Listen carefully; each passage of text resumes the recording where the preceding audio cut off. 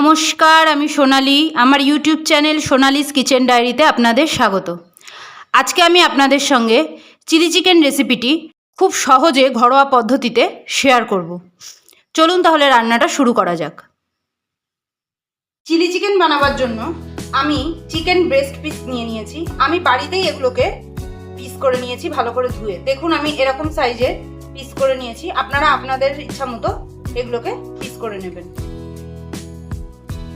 এবার আমি এই চিকেনের মধ্যে 1 চামচ লবণ, 1 চামচ গোলমরিচ গুঁড়ো, 1 চামচ রসুন বাটা, 1 চামচ আদা বাটা আর 1 চামচ কাঁচা লঙ্কা বাটা দিলাম।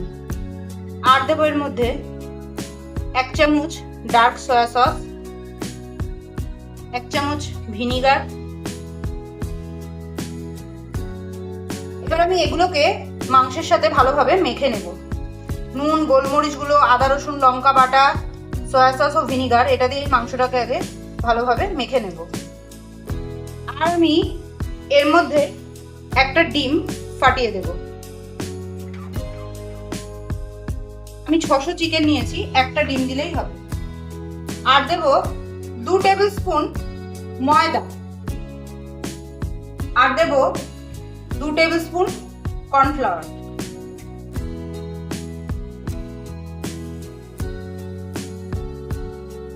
এবার আমি এই ময়দা, কর্নফ্লাওয়ার, ডিম দিয়ে এই চিকেনটাকে ভালোভাবে মেখে নেব।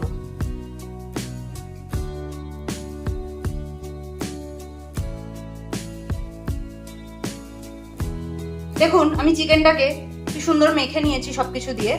এবার আমি এটাকে 20 মিনিট থেকে আধ ঘন্টার জন্য ম্যারিনেট করতে রেখে দেব।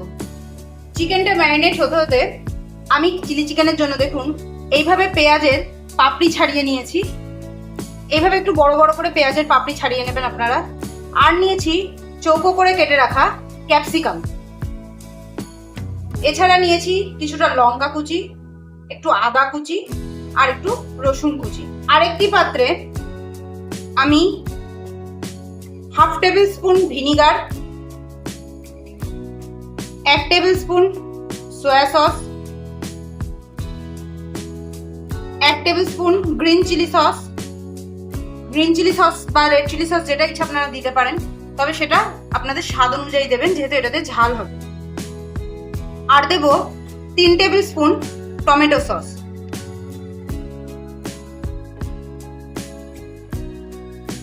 এবার এই vinegar, soya sauce, green chilli sauce ও টমেটো সসের পেস্টটাকে ভালোভাবে একসাথে আমি মিশিয়ে রাখবো। দেখুন আধ ঘন্টা বাদে এবার আমি একটা কড়াইতে কিছুটা সাদা তেল গরম করে নিয়েছি। যে চিকেনটা আমি মেখে রেখেছিলাম তার থেকে এবার আমি পকোড়া ভেজে নেব। এই সময় গ্যাসের ফ্লেমটাকে মিডিয়ামে রাখবেন, তেলটাকে খুব বেশি তাতিয়ে ফেলবেন না, তাহলে সেক্ষেত্রে কিন্তু পকোড়াগুলো ছাড়ার সাথে সাথেই পুড়ে উঠবে। এবার আমি একে একে ম্যারিনেট করে রাখা চিকেনগুলোকে এই তেলে দিয়ে দিচ্ছি।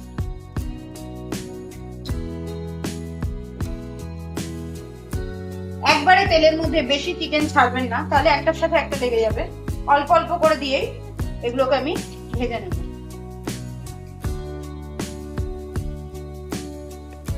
গ্যাসটাকে মিডিয়াম ফ্লেমে রেখেই আমি করব, তাহলে ভিতরে চিকেনটা সুন্দর সিদ্ধ হয়ে যাবে। চিকেনটাকে তেলের মধ্যে ছাড়ার সাথে সাথেই উল্টানোর চেষ্টা করবেন না, তাহলে খুন্তিতে এই গ্রেভিটা লেগে যেতে পারে। একটু একটা পিঠ আমি ভাজা হতে দেব, তারপরে আস্তে আস্তে উল্টে নেব। আপনারা চাইলে তেলটাকে আস্তে আস্তে এইভাবে উপর থেকেও দিয়ে দিতে পারেন, সেক্ষেত্রে উপর দিকটা কিছুটা শক্ত হয়ে আসবে, তারপরে উল্টে দিতে পারেন।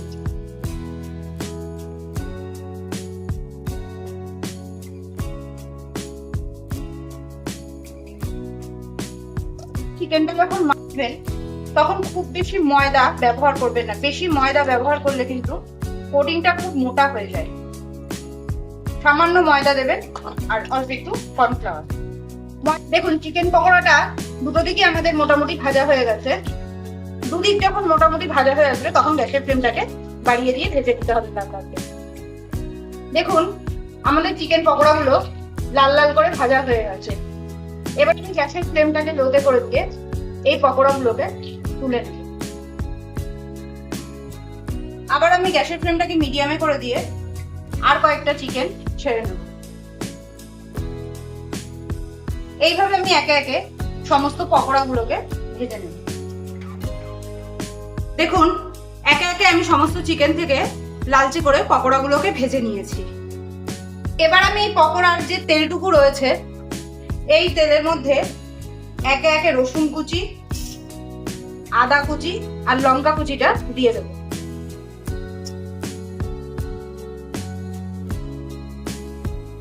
তেলের মধ্যে রসুন আদা লঙ্কা কুচিটাকে এখন আমি একটু ভেজে নেব।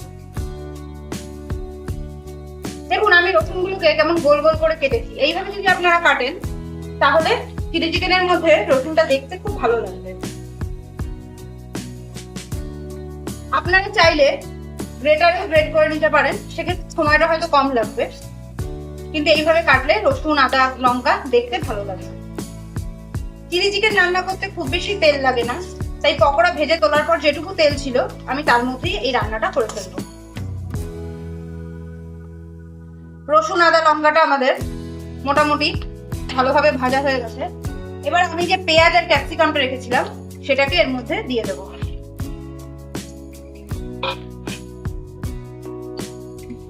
এই সময় গ্যাসের ফ্লেমটাকে মিডিয়ামে রাখবেন, দিয়ে পেঁয়াজ আর ক্যাপসিকামটাকে অল্প কিছুক্ষণ একটু তেলের মধ্যে সাঁতলে নেবেন। পুরোপুরি কখনোই ভাজবেন না, হালকা করে সাঁতলে নেবেন। আমি এর মধ্যে অল্প একটু লবণ দিয়ে দিলাম। লবণটাকে আমি এর সাথে ভালোভাবে মিশিয়ে নেব। এই পেঁয়াজ আর ক্যাপসিকামটাকে আমি কিছুক্ষণ কড়াইয়ের মধ্যে ভালোভাবে নেড়ে নেব। আমি কিন্তু চিলি চিকেন রান্নায় কোনো হলুদের ব্যবহার করিনি, আপনারাও এই চিলি চিকেন রান্নায় হলুদ কখনোই ব্যবহার করবেন না। দেখুন পেঁয়াজ আর ক্যাপসিকামটা আমাদের হালকা নরম হয়ে এসেছে। এবার আমি সসের মিশ্রণটা করে রেখেছিলাম সেটাকে এর মধ্যে দিয়ে দেব। গ্যাসের ফ্লেমটাকে অবশ্যই মিডিয়ামে রাখবে। এবার এই সসটার সঙ্গে পেঁয়াজ ক্যাপসিকাম রসুন আদা লঙ্কাটাকে ভালোভাবে মিশিয়ে নেব।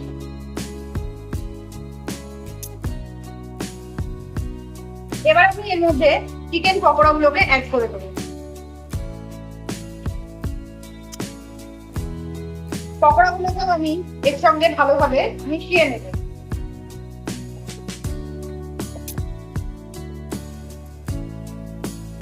দেখুন সসের সঙ্গে আমি চিকেনটাকে ভালোভাবে মিশিয়ে নেব।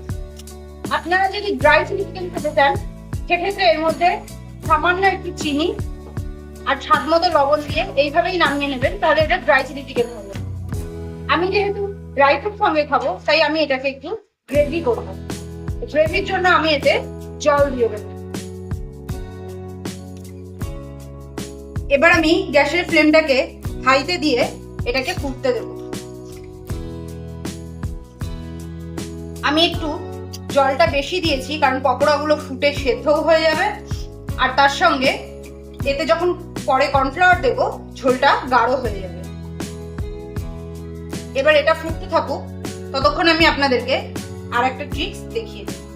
দেখুন যে বাটিটা আমি চিকেনটাকে মেখেছিলাম এতে প্রচুর মশলা লেগে আছে। এর মধ্যেই আমি 1 টেবিল চামচ মতো কর্নফ্লাওয়ার নিয়ে নিচ্ছি। এবার এর মধ্যে একটু অল্প পরিমাণে জল দিয়ে আমি কর্নফ্লাওয়ারটাকে এই বাটির সাথে জলের সঙ্গে সমস্ত মশলার সঙ্গে ভালোভাবে গুলে নেব।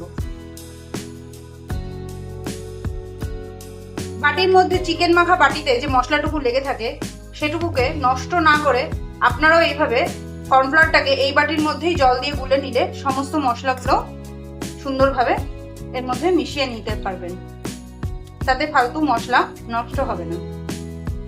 দেখুন এই গ্রেভির মধ্যে এবার আমি অল্প একটু লবণ দিয়ে দেবো। যেহেতু আমি ক্যাপসিকাম আর পেঁয়াজ ভাজার সময় লবণ খেয়েছিলাম, আবার পকোড়াতেও লবণ দেওয়া আছে, সসের মধ্যেও একটু লবণ থাকে, তাই লবণটা খুব সাবধানে আপনারা দেবেন। আর দিয়ে দেবো 2 চামচ মতো চিনি। আমি ছোট চামচের 2 চামচ চিনি দিয়েছি। এবার এই লবণ চিনিটাকে আমি গ্রেভির সঙ্গে ভালোভাবে মিশিয়ে নেব। দেখুন গ্রেভিটা আমাদের অনেকটাই শুকিয়ে এসছে। এবার গ্যাসের ফ্লেমটাকে আমি মিডিয়ামে করে দিয়ে আমি যে কর্নফ্লাওয়ারটা গুলে রেখেছিলাম সেটাকে আমি আস্তে আস্তে এই গ্রেভির মধ্যে দিয়ে দেব। কর্নফ্লাওয়ার দিলে এই গ্রেভিটা গাঢ় হয়ে যাবে। এবার আমি গ্যাসের ফ্লেমটাকে আবার বাড়িয়ে দিয়ে এটাকে ফুটতে দেব। দেখুন গ্রেভিটা কেমন গাঢ় হয়েছে। বেশি কর্নফ্লাওয়ার ব্যবহার করলে কিন্তু গ্রেভিটা একদম থকথকে টাইপের হয়ে যাবে, তাই কর্নফ্লাওয়ারটা খুব সাবধানে ব্যবহার করতে হবে।